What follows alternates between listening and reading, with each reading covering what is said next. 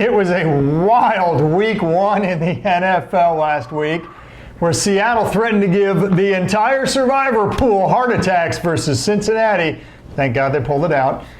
We will tell you what teams to pick for this week's survivor pool without the coronary distress.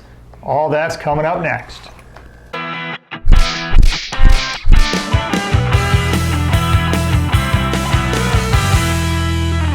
Hello everyone, I'm Gary Kurtzman. And I'm Eric Lee. We are the Fantasy Football Consultants. And Gary, what a wild week 1 in the NFL. I love it, man. It was so well worth the wait for all the preseason, the offseason. That was incredible. It's why I love the NFL, and it's why I love survivor pools. Not only did Seattle give all of us a complete heart attack, and it wasn't just you and me. Because of us, I blame, because 24% of the people out there in survivor pools picked Seattle, but 51% of the people in our league did. We're like security guards. Come over here. Come over here. It's safe. You can survive here. And then a huge Bengal tiger almost wiped out everybody in the room. Oh, that was awesome. You had heart attacks if you went with Cleveland. Another big favorite, from Seattle rather. Another big favorite was New Orleans, that took a Boffo bizarre prevent defense and a 58-yard Will Lutz field goal to win that game. As time expired. And Philly fans, come on, man. You had to think you could beat lowly Washington, for crying out loud. You were down 17 points in that game, 13 in the second half. It just unbelievable stuff. Wackiness can happen every Sunday in the NFL, Eric. It can, any given Sunday. So let's see if we can solve the puzzle for week 2 and give you guys advice about who you should pick. But let's just do a quick debrief of what happened in our survivor pool. Gary, I was just amazed. Last year we had 42 participants. Yeah. This year 362. That is totally awesome. Thank you. That is fantastic. Frankly, what's best about that is, you know what? First of all, Survivor contests are more fun when there's more people, right? So that just makes it all the more interesting. But second of all, we're really building out our community at Fantasy Football Consultants. Really, it's a great testament to how much you guys enjoy it. At the end of the day, love all the participation. This is going to be a lot of fun this year. Okay, so of those 362 people, 40 had a misstep when they chose either the Lions, the Jets, or those overhyped Browns.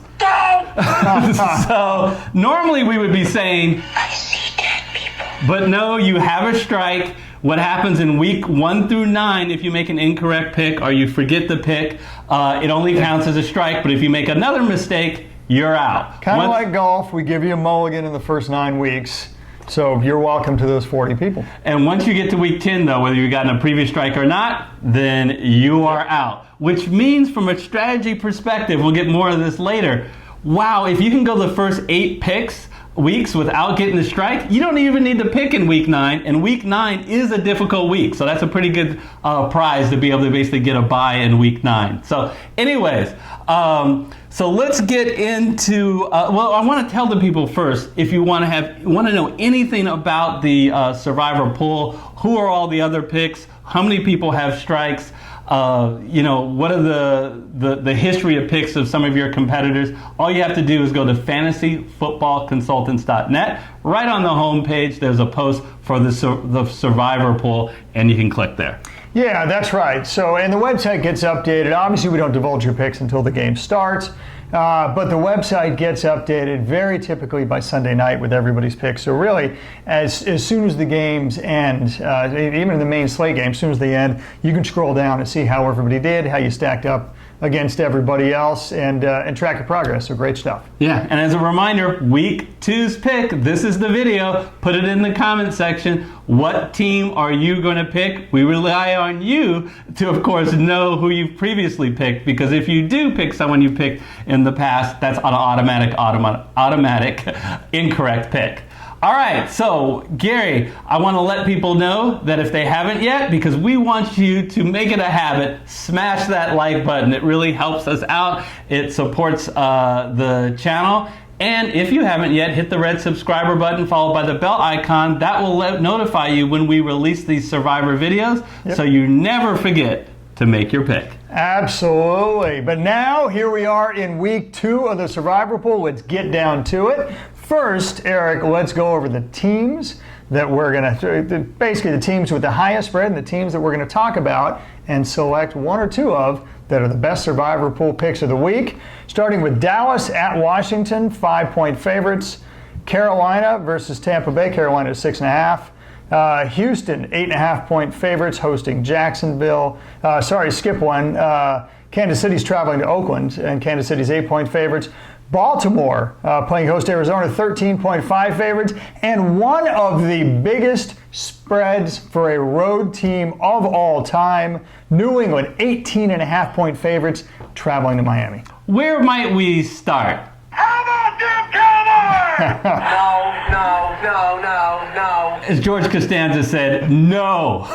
Look, Gary, online, 4% of the people playing survivor pools are picking Dallas, which tells me 4% of the people are insane. So crazy someplace else. We're all stocked up here. The reason I say it, Gary, is, well, first of all, Dallas is traveling to Washington. I think they did that last year, and guess what? They lost. Washington beat them. But that's not the reason I'm saying not to pick Dallas. It's all about future value. And I understand sometimes, Gary, people say future value. Oh, 5 weeks, 10 weeks, 11 weeks down the road, who knows what's gonna happen? I want to pick them now, and I'm sure.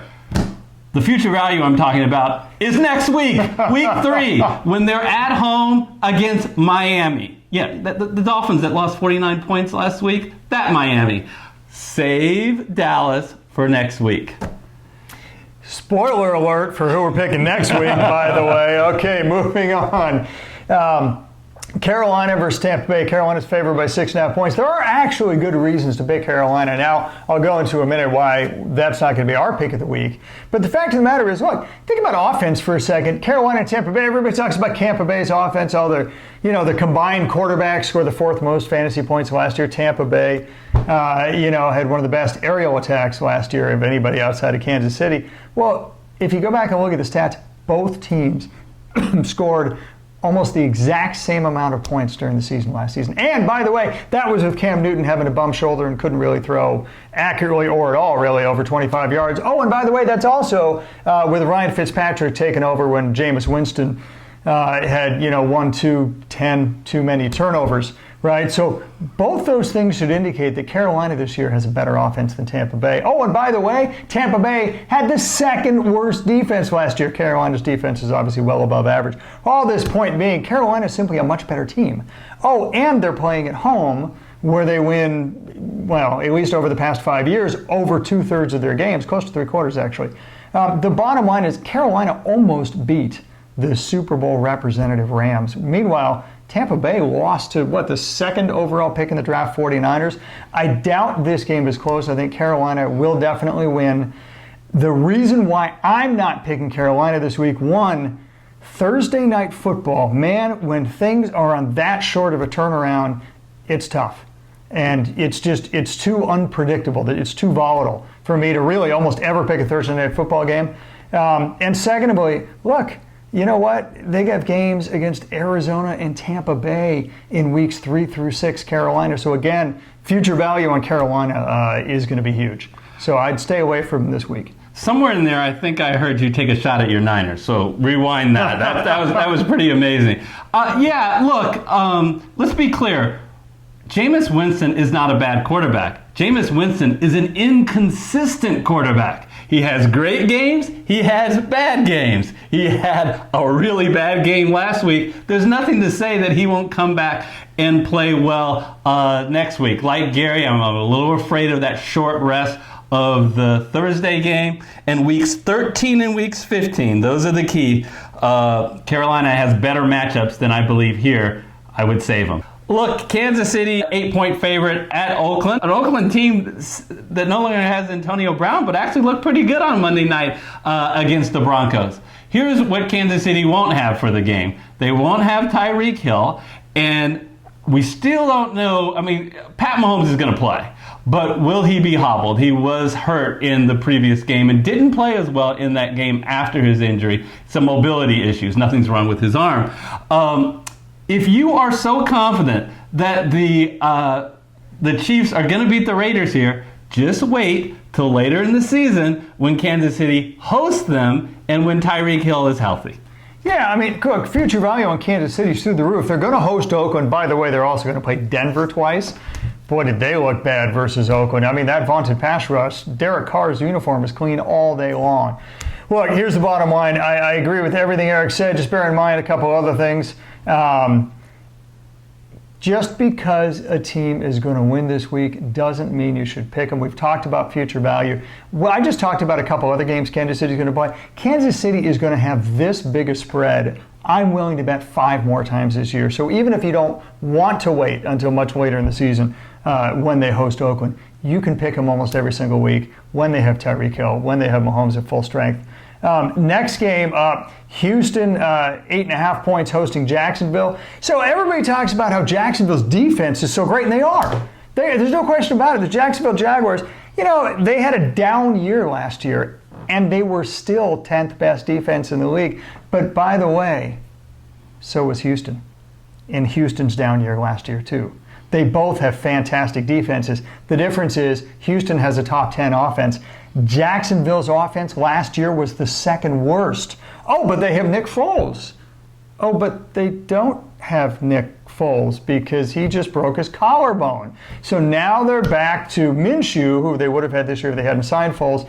Their offense didn't get any better, folks. Now, Fournette may very well have a better year, but the bottom line is this. Houston's going to win this game. Okay? They're just a much better team. The only reason I'm not picking Houston is because there is a better pick this week. The better pick's going to be Baltimore. We're going to talk about that right after this game, why. But the reality is, if you look at those two teams, Houston's made a bunch of moves in the offseason that have been questionable, but if you looked at them on game one, they came a hair's breadth away from being one of the best teams in the NFL, certainly one of the best teams in the NFC in the New Orleans Saints. They really are that good. They were that good last year. I think they'll be good this year. They're going to win this game. Fast forward when we get to Baltimore, I think Houston's the second best pick this week. Yeah, I'm not going to repeat a lot of the things that you said. I actually like this pick. I think all the other picks on the board, I just think that those are mistakes. I am okay if you want to go Houston, especially if you know Deshaun Watson is 100% healthy. He got slammed on the last play of the game, but early reports is he's fine. Yep. So you can go Houston if you want. I won't be doing it. What will I be doing? We only got 2 more games left. I am going all in on the Baltimore Ravens. Now, they are a 13.5 point favorite. Normally that would be the highest spread of the week. It's actually not. Now, I'm going to fully admit to you, I think that's a ridiculous spread. If I had to choose on the spread, I probably would go Arizona, but I'm very confident that Baltimore will win this game. Let's remember, Gary, who got the number 1 pick last year? Who was 3-6-13? That was the Arizona Cardinals. And although they did play well, and that's why they have Kyler Murray at quarterback, and Murray did look good in the fourth quarter, and they made their comeback. He looked lost for the first 3 quarters, and that was against the Lions defense. The Baltimore defense is much stronger. Well, and first of all, if you're going to pick the Ravens, this is the week to do it, because they don't have any better future value than this week right here, which is probably the most important reason, quite frankly, to pick Baltimore. Not to mention the fact that everything you just said, look, Arizona's defense was the worst last year against the run, which is Baltimore's strength, despite the fact that they did it through the air in Miami last week. Baltimore has the best defense in the NFL. Arizona, one of the worst offenses last year. And yeah, Kyler Murray, but you're right, he looked lost for the first 3 quarters. He's a rookie, he's still getting his feet wet, folks, and he hasn't faced anything like Baltimore. I don't think this game is going to be close. I think Baltimore's an incredibly safe pick with no better future value. You think they'll cover? I think they'll cover. Cover the 13.5? I think they will. I'd take the opposite side of that Vegas bet. Either way, both Eric and I are picking Baltimore, but there's one more game to cover. It's a little weird, Gary, that we're agreeing. That just can't be. I just would just add. No, I disagree that it's weird that we're agreeing. Yeah. Arizona's secondary is still decimated. Yeah, minus Patrick Peterson. Yeah, Patrick Peterson is been suspended. Look, last year, Matthew Stafford, who these these guys played last week. Matthew Stafford averaged 236 yards passing. He threw for 385 yards last week. I know it went to overtime, but still 385 versus 236. If Stafford can expose him, I think the Ravens can as well. Oh, absolutely, absolutely. And I think what's going to happen is they're going to run all over him against that league worst NFL defense against the run. But there is one other game that we need to talk about, and lots of people are picking this team. No drum roll necessary. It's the New England Patriots, of course. Come on, when you're 18.5-point favorites, what do you think's going to happen? 33% of the people out there in survivor pools are picking New England, but we're not. Well, we're not, and it just gets back to future value. You don't need me to talk to you about why New England's going to beat Miami. They're going to trounce Miami. Well, hold on. Stop the presses. Their plane might be delayed. They might miss the game. Yeah, So, all right. So let's talk about a couple of things before we get into future value. He's going to explain why New England is going to beat Miami. Gary, I have a question. When the New England waltzed into Miami last year, they crushed them, right? Do you realize? No, they lost. Do you realize Tom Brady since 2013 is 1-5 against Miami? Now, I just had to say that to get it all out.